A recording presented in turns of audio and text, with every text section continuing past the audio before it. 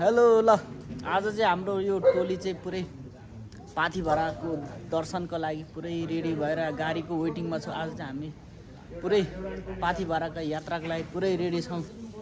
हामी सब टोली चाहिँ ल हाम्रो चाहिँ पाथिभरा जानको लागि फाइनल्ली गाडी आइसकेर हामी चाहिँ यहाँ पुरै गाडीको रेडी चढ्न लगाएर छ हाम्रो। ल दाइ ल भिडियोमा यसो हेलो हेलो ल पाथिभरा जानलाई हामी पुरै रेडी भइसकेको छौँ। अर्को हाम्रो सरले आइसक्नु भयो। ल पाथिभरा जाने ल हामी आजको हाम्रो यात्रा चाहिँ गाडी आइसकेर पुरै जान रेडी भइसकेका छौँ। ल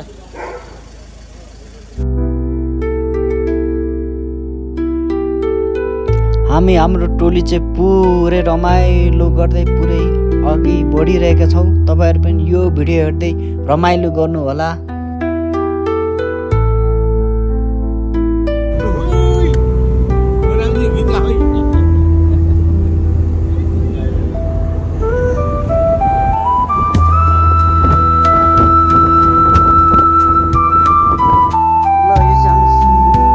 हामी हाम्रो टोली पुरै रमाइलो गर्दै अघि बढ्दै हामी सिन्धुली पुग्यौँ। सिन्धुली पुगेर हामीले त्यहाँ दिउँसोको खाना खायौँ, रमाइलो गऱ्यौँ, फोटो खिच्यौँ। त्यसपछि फेरि हाम्रो यात्रा ताप्लेजुङतिरको सुरु भयो।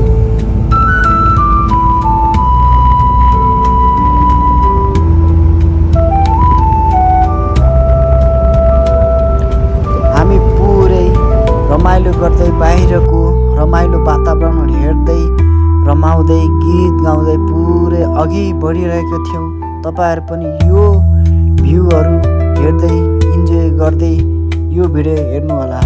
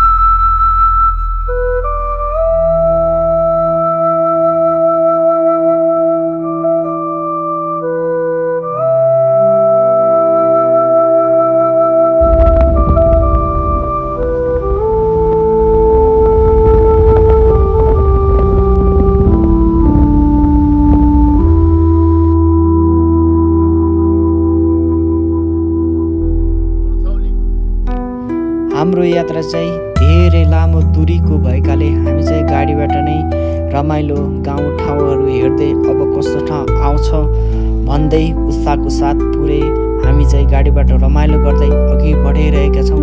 तपाईँहरू पनि यो भिडियो हेर्दै रमाइलो गरिदिनु होला। हाम्रो ताप्लेजुङको यात्राकोमा चाहिँ ठ्याक्क गाईघाट बजारमा आइपुगेर सो लिएर गाईघाट बजारको ठाउँहरू हेर्दै खाजा खाने ठाउँ हेर्दै अब गाईघाट बजारमा पुरै घुमिरहेका छौँ। गाईघाट बजारको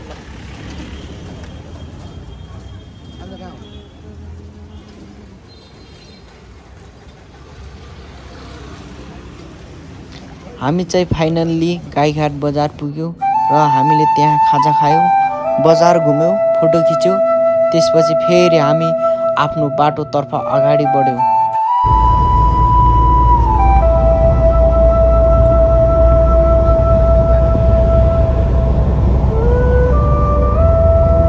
हामी चाहिँ पुरै रमाइलो गर्दै अघि बढिरहेका थियौँ।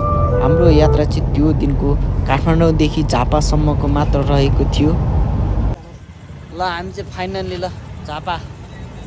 दमक झापा आइपुगेका छौँ। ल झापा दमक बजार पुरै बजार। ल रातिको हामी 9 बजे हरितनगर समृद्ध दमक।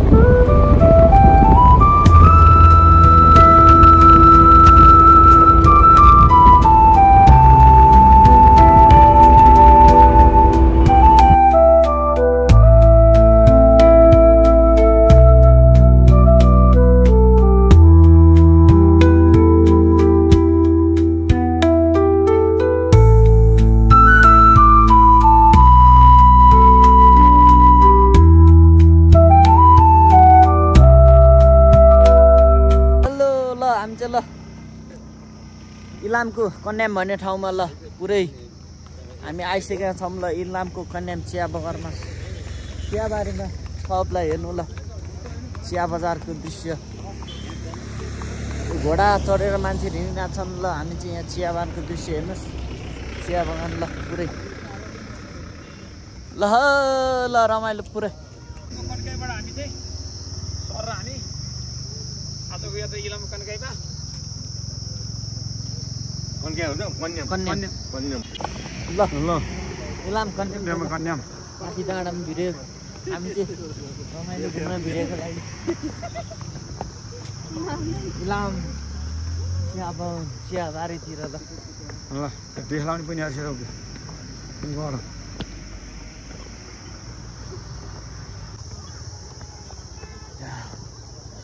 ल हामी अब माथि झन्डा भ्यू पोइन्टमा आइपुगेको छौँ ल ल काका आए हामी चाहिँ चिया बगानहरू हेर्दै घुम्दै माथि भ्यू पोइन्टमा पुग्यौँ र त्यहाँदेखि वरिपरिको पुरै चिया बगानहरू हेऱ्यौँ। त्यसपछि हामीले कुरा गऱ्यौँ यस्तो ठाउँमा आइपुगेपछि अब हामीले नाच्नुपर्छ भनेर हामी चाहिँ त्यो चिया बगानमा पुरै नाच्न थाल्यौँ। नाचेको भिडियो हेर्नु होला तपाईँहरू पनि।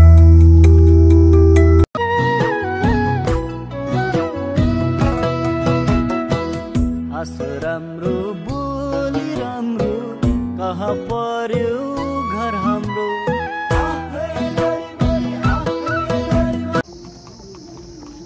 कन्याम इलाममा हजुरहरूलाई हार्दिक स्वागत छ भनेर मैले भनिदिएँ मेरो तर्फबाट होइन।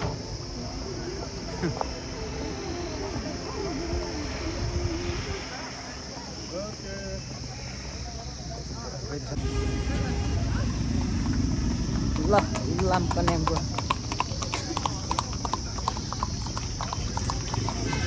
ल इलाम कन्याम बजारमा पुगेर ल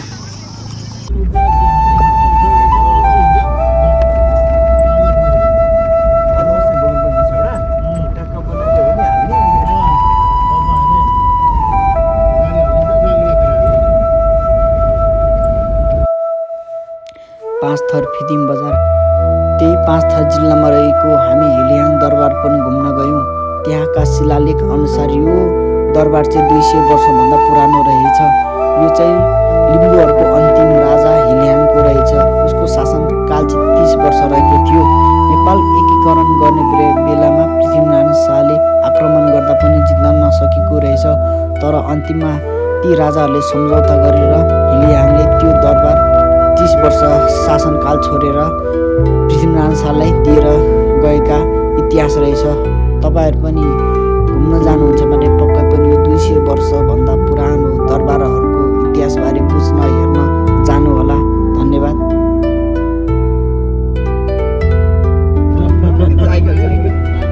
आयो ल काबेली खोला काबेली खोला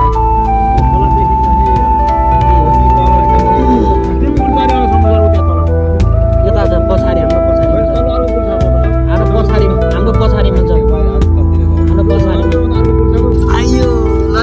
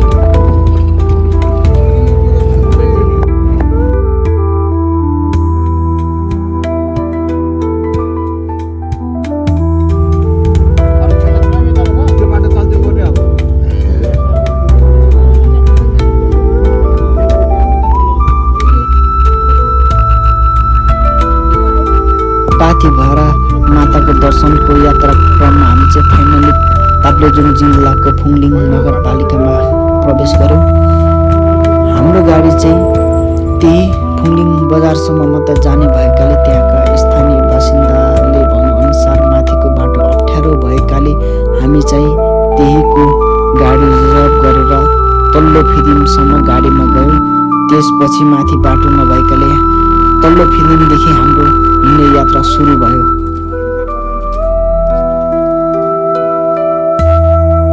हामी चाहिँ काठमाडौँदेखि 2 दिनमा फुङलिङ बजार पुग्यौँ। त्यसपछि हामीले चाहिँ भोलिको लागि सजिलो हुन्छ भनेर हामी तल्लो फिदिमदेखि माथिल्लो फिदिमसम्म हिँड्दै गयौँ।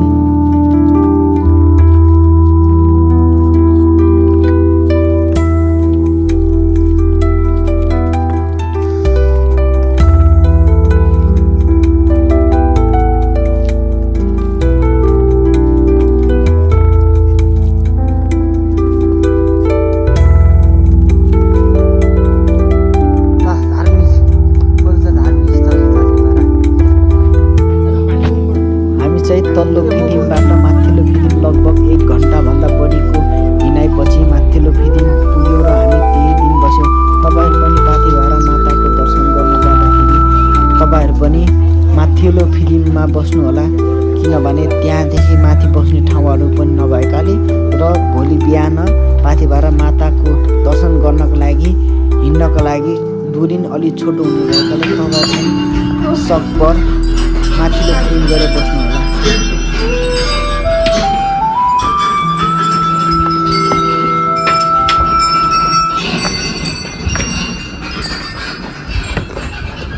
माथिल्लो फिदिमदेखि हामी बिहानको 1 बजीतिर उठेर रेडी भएर हामी 2 बजीतिर माताको दर्शनको लागि हामी उकालो बाटो लाग्यौँ।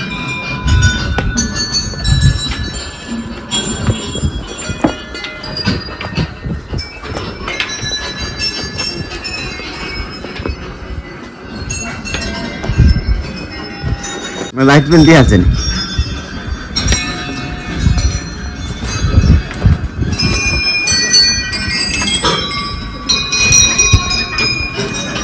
हामी चाहिँ राति नै उठेर हिँडेकाले लाइट बालेर अगाडि पुरै बढिरहेको थियो। हामीले मात्र बाटो मात्र देखेको, बाटो बाहिरको दृश्यहरू केही देखेको थिएन। कहिले मन्दिर पुग्ला भन्ने उद्देश्यले पुरै हामी अघि बढिरहेका थियौँ।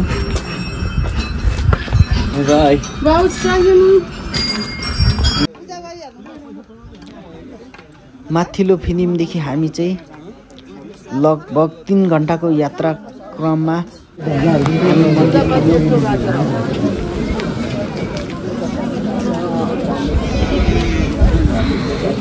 तपाईहरु सबैजनालाई पाथिभरा माताले रक्षा गरून्। जय पाथिभरा माता की जय।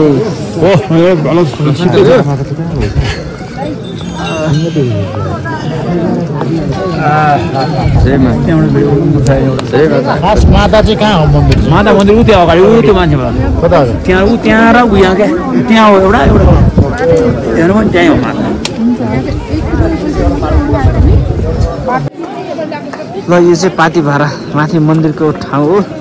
म चाहिँ बिहानै 5 बजी आएर दर्शन गरिसकेर अब ल ठ्याक्क यो पाथिभरा मन्दिर हिउँ पर्न सुरु भयो। ल अब हेर्नुहोस् हिउँ पर्न सुरु भयो। ल ओहो ल हाम्रो पाथिभरा दर्शनीय मन्दिरको पाथिभरा मन्दिरमा हिउँ पर्न सुरु भयो। ल हेर्नु त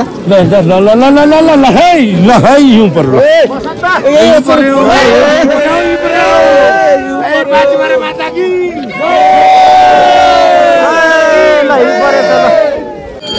ल हामी चाहिँ पाथिभरा मन्दिरमा ल पुरै आइसक्यो, हिउँ आइसक्यो। ल हिउँ पाथिभरा माताको दर्शन गर्नको लागि आउने जाने गर्दो रहेछ। हामीले पनि दर्शन गऱ्यौँ। त्यसपछि त्यो मन्दिर वरिपरि फोटो खिच्यौँ। मन्दिर दर्शन गरिसक्दा 6 बजिसकेको थियो। त्यसपछि त्यसपछि हामी त्यहाँ रमाउँथ्यौँ। गर्न थाल्यौँ, भिडियो बनाउन थाल्यौँ।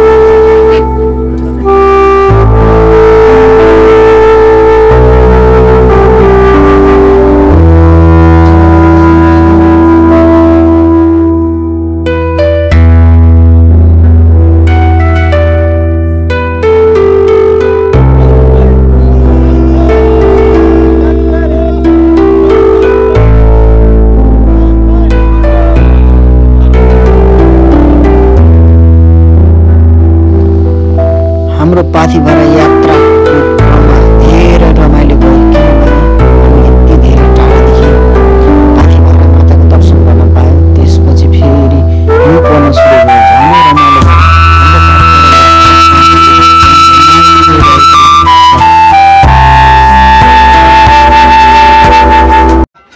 हामी चाहिँ पाथिभरा मन्दिर दर्शन गरेर पुरै फर्किसक्यो। ल फर्किसकेको अवस्था छ। जाडो जाडो हिउँ पर्न सुरु भइसक्यो। ल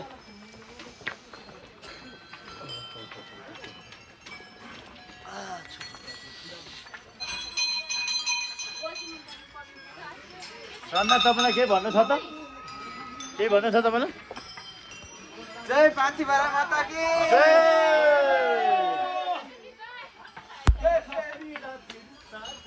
भन्नुहोस् त। पाथिभरा माता के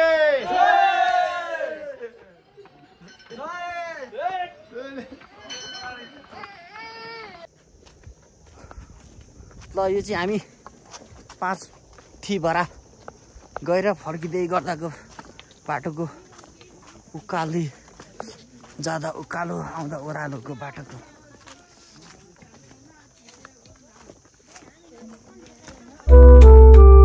हामी चाहिँ मन्दिर दर्शन गरेर फर्क्यौँ र बाटोमा फोटोहरू खिच्दै आयौँ, किनभने हामी जाँदाखेरि राति गएकाले कस्तो भ्यू दृश्य नदेखेकाले हामी फर्किँदा बिहान भएकाले हामी ती ठाउँहरू हेर्दै फोटोहरू खिच्दै रमाइलो गर्दै हामी फर्क्यौँ। त्यसपछि हामी चिया खाजा खाएर फेरि आफ्नो बाटोतर्फ फेरि फर्क्यौँ। हामी फर्किने क्रममा धरान हुँदै फर्कियौँ।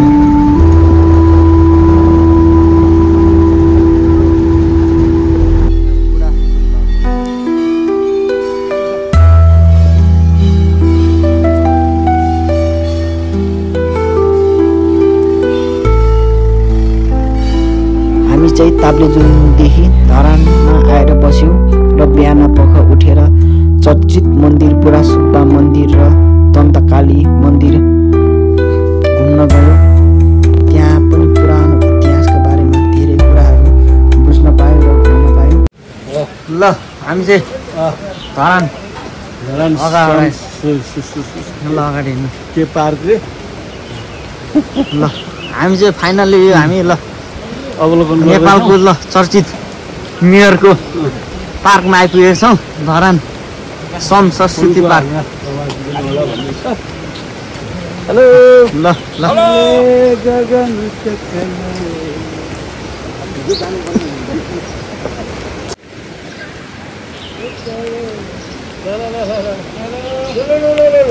ल धरान सम संस्कृति पार्क।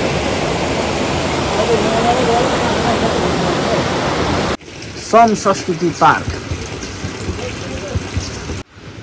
धरान सम संस्कृति पार्क। ल यो हर्का साम्फाङले बनाएको। ल भोलिपछि रहँदैन त्यो चिज, अब जति पछिल्लो पुस्ताको यो चिज रहँदैन। अब हामी धरानमा श्रमबाट बनेको श्रम संस्कृति पार्क पनि घुम्यौँ र त्यहाँ फोटोहरू पनि खिच्यौँ। श्रम संस्कृति पार्क चाहिँ एकदम रमाइलो बनेको रहेछ श्रमबाट नै।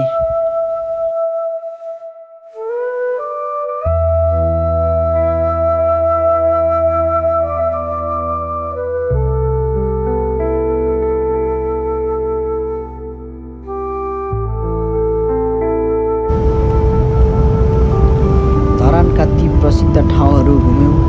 त्यसपछि चिया खाएर हामी आफ्नो बाटोतर्फ लाग्यौँ।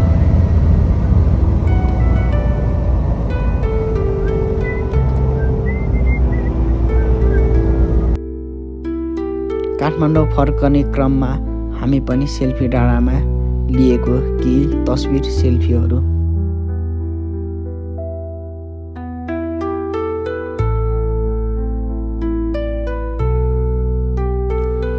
धन्यवाद छ सबैजनालाई यो भिडियो हेरिदिनु भएकोमा।